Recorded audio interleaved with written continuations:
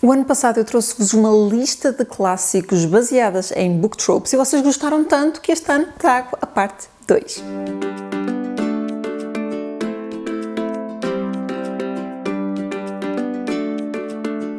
Olá pessoal, espero que estejam bem, espero que estejam a fazer boas leituras, a terminar as vossas leituras clássicas.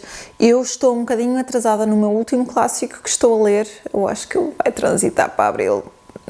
Acho que não vou conseguir acabá-lo, mas está a ser uma ótima leitura e espero que as vossas também estejam a ser. Hoje trago-vos mais um vídeo de lista de recomendação de livros relacionado com o meu desafio de março de ler clássicos. Este vídeo é uma parte 2 do vídeo que eu fiz o ano passado de clássicos com book tropes. Para quem não sabe, uma trope é uma espécie de género, é um tema que está subjacente a muitos livros e há muita gente que tem tropes preferidas de triângulo amoroso, amor proibido, fake dating, inimigos amantes, há imensas. E eu, ano passado, compilei uma lista de clássicos dentro de book tropes e vocês adoraram e deixaram um monte de sugestões de outros clássicos que eu podia incluir. Então, o que é que eu fiz? Eu peguei nas vossas sugestões, naquelas que vocês deixaram, e juntei mais algumas minhas e trago-vos uma nova lista de recomendação com book tropes e clássicos. E eu espero muito que vocês gostem. Antes de mais nada, se acabaram de chegar aqui ao canal, sejam bem-vindos e não se esqueçam de deixar um gosto e subscrever. Basta clicarem no botão e já me ajudam imenso. O meu nome é Ana e temos vídeos novos sobre livros todas as semanas. Então, vamos lá, vou começar aqui a olhar para a minha listinha e vamos começar a falar de book tropes. Das vossas recomendações, eu incluí todas aquelas que eu já li. Porquê é que eu não incluí as outras? Não é que eu não confio em vocês, mas já que é uma lista de recomendação, achei que não fazia sentido eu recomendar-vos algo que ainda não li, não é? Portanto, é por aí. Ora então, vamos lá e vamos começar com uma book trope extremamente conhecida que é triângulo amoroso.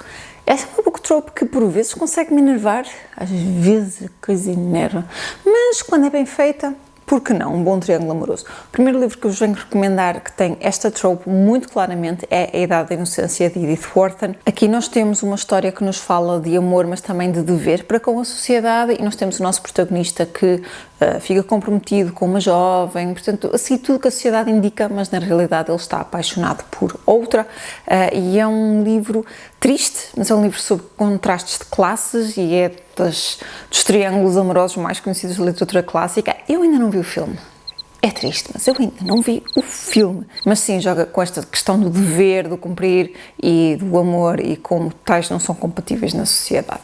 Depois, um livro que eu gosto muito, mas que me deixa sempre muito deprimida, Tess of the D'Urbervilles. Em português, Tess dos D'Urbervilles. Eu penso que a única edição em português é da Relógio d'Água, eu usei a capa. Eu só tenho uma edição em inglês, mas esta é uma leitura extremamente trágica, é um livro de Thomas Hardy que está belíssimamente bem escrito, mas que me deixa extremamente deprimida. E aqui a Tess, o Angel e o Alec têm um triângulo amoroso extremamente complexo, extremamente difícil.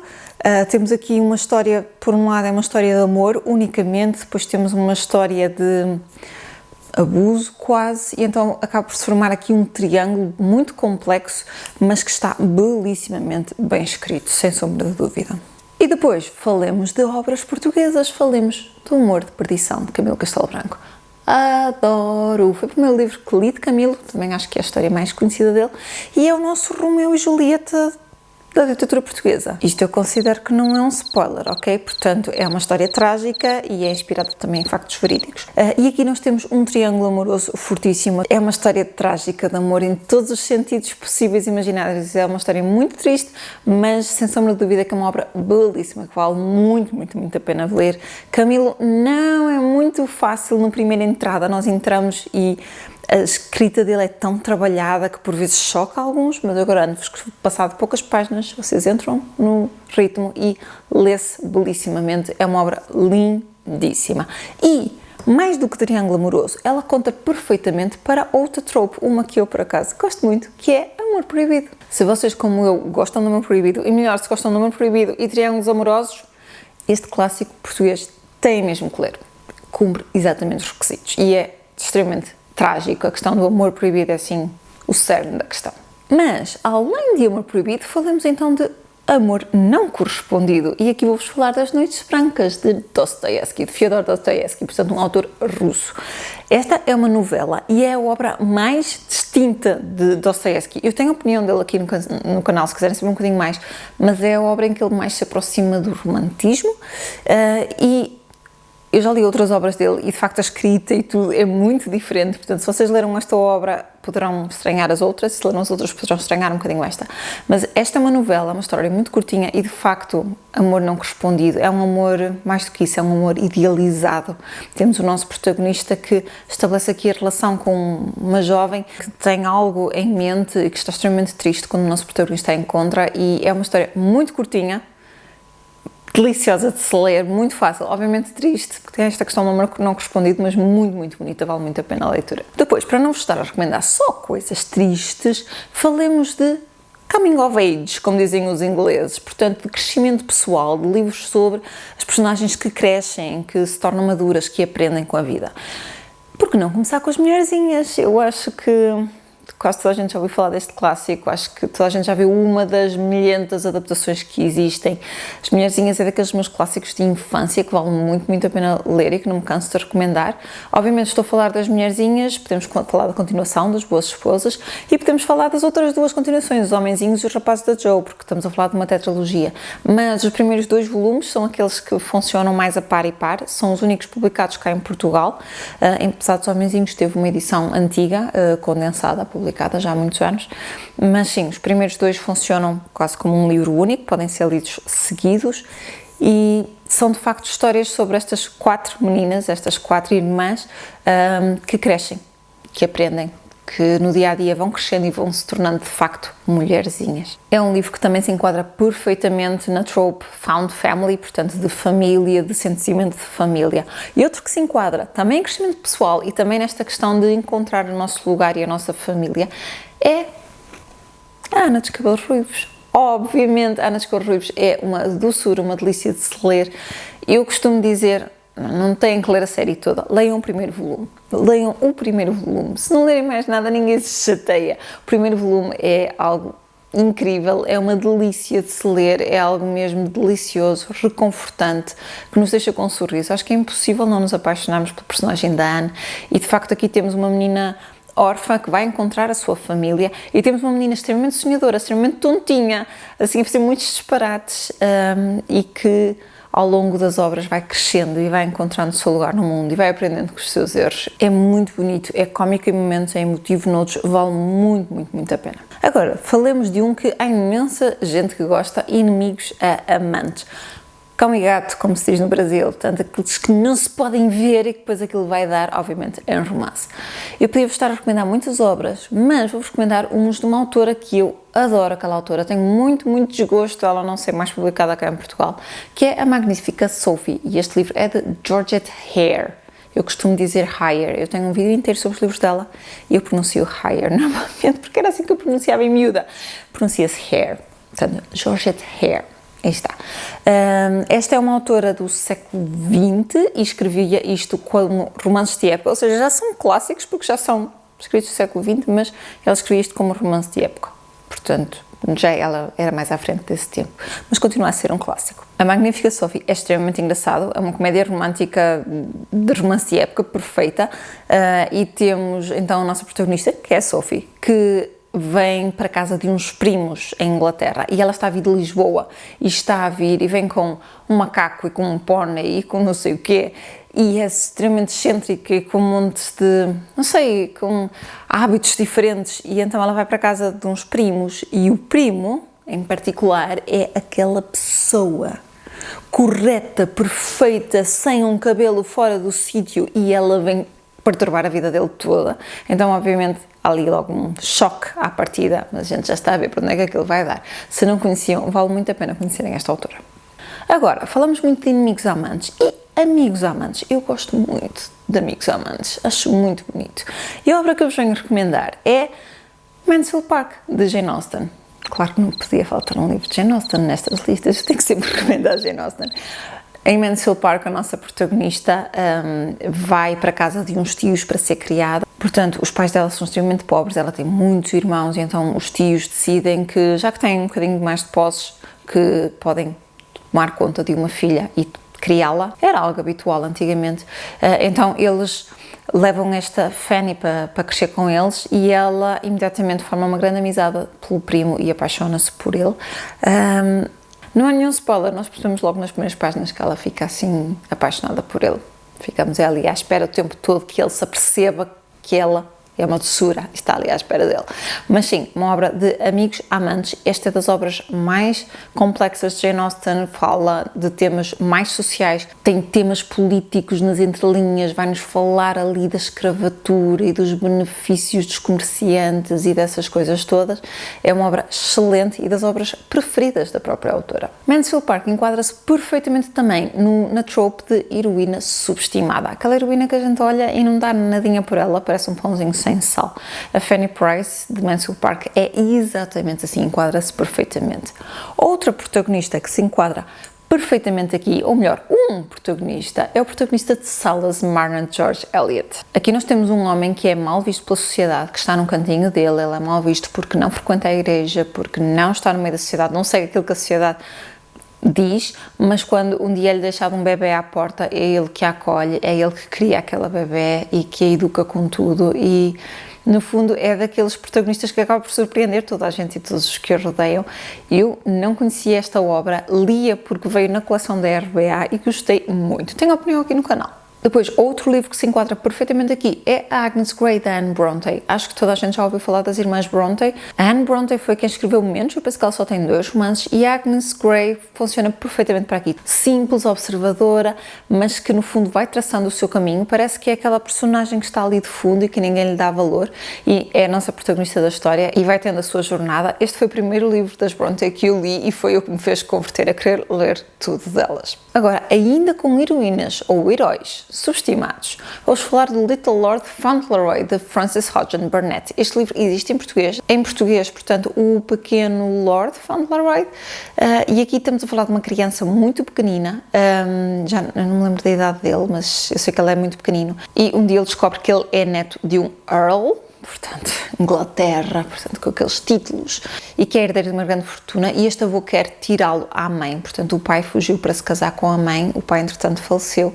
e este avô quer tirá-lo à mãe. Este é um miúdo com uma maneira de ver a vida muito peculiar e acaba por mudar todos à sua volta, mesmo quando nós não esperamos, especialmente uma criança tão pequena. Esta é a mesma autora de O Jardim Secreto, A Princesinha, e este livro é igualmente doce e vale muito a pena ler. Agora, falemos de um tema mais sério, ascensão social ou ambição, como lhe quiserem chamar, os social climbers. Vá! O primeiro livro que eu vos venho falar aqui é, sem sombra de dúvida, Grandes Esperanças, de Charles Dickens. Esta foi a última obra de Charles Dickens e não me conquistou completamente como todas as outras, simplesmente porque eu não me envolvi tanto com os personagens e talvez por causa deste tema, de facto. Este, no fundo, é um clássico sobre querer ser mais do que se é e o preço que isso nos traz, e então é uma obra que acaba por trazer assim um toque um bocadinho mais negro. Temos aqui quase esta questão de ter que pagar aquilo que me foi dado e acaba por ser assim um bocadinho mais negro neste sentido, da ambição, é o cerne da questão neste livro. Outro livro que nos fala de ambição pura é o Bel Ami, de Guy de Maupassant. Eu li este há muitos anos, numa edição horrível, não recomendo nada, eu depois tive que trocar a meio para inglês, para ler uma versão mais decente, porque aquela tradução estava péssima, e nós aqui temos ambição pura, ambição misturada com luxúria, com desejo. Temos aqui este homem que acaba por se deixar e seduzir e subir na vida e, de certa forma, manipular para conseguir entrar na sociedade exatamente onde quer. Este livro também é ótimo para a trope de as aparências enganam, porque, de facto, ele entra na sociedade, a altura todos o acham isto e aquilo, e ele não é nada disso, é mesmo alguém que está a fingir as aparências. E outro livro perfeito para as aparências enganam é A Abadia de Northanger, de Jane Austen. Sim, Jane Austen, outra vez, eu sei. Na Abadia de Northanger nós temos vários aspectos desta questão de as aparências enganam, mas essencialmente para a protagonista, ela é alguém que adora ler romances góticos, estavam na moda na época, a autora brinca muito com isso, porque a própria autora adorava ler esse tipo de romances. Também tem aqui uma protagonista que adora ler esses romances e que acredita neles. E ao longo da obra ela vai crescendo e também vai percebendo que aquilo que nós olhamos e parece que é uma coisa, na realidade é outra. As aparências enganam acontece em vários aspectos da obra, tanto da percepção da protagonista como dos outros, da percepção dela, e é algo que está ali sempre muito, muito presente. Outro livro perfeito para As Aparências Enganam é, sem dúvida, o Great Gatsby, de F. Scott Fitzgerald. Aqui temos um homem que se tenta, no fundo, recriar. Ele tenta criar uma ilusão dele próprio. É um bocadinho perturbador. Eu sinto que preciso de uma releitura. Também sinto que li numa má edição. Sim, a cerne da questão do livro é mesmo ele recriar-se para tentar fugir a algo que aconteceu no passado. Também é um livro que se enquadra perfeitamente na fuga ou no recomeço. Aquela trope de recomeçar, de fazer uma nova vida. Portanto, ele acaba mesmo por se tentar recriar. E outro livro que se enquadra perfeitamente na trope de recriar e de tentar criar uma nova vida é A Dama das Camélias, de Alexandre Dumas Filho. Portanto, não confundir com o pai que escreveu Os Três Mosqueteiros e outros que tantos. Esta é uma história que na altura gerou muita polémica, inspirada na própria vida do autor, em que ele se apaixonou por uma cortesã. E nós aqui temos esta tentativa de recriar, esta tentativa de criar uma nova vida, de deixar aquela vida para trás e poder ter uma vida nova. É uma história trágica, portanto conta-nos tudo o que correu de mal, mas é uma história precisamente à volta desta recriagem e de querer criar uma nova vida. Ter um recomeço, por assim dizer. Outro livro que fala de recomeços é O Professor, de Charlotte Brontë. Mais uma Brontë aqui para a lista.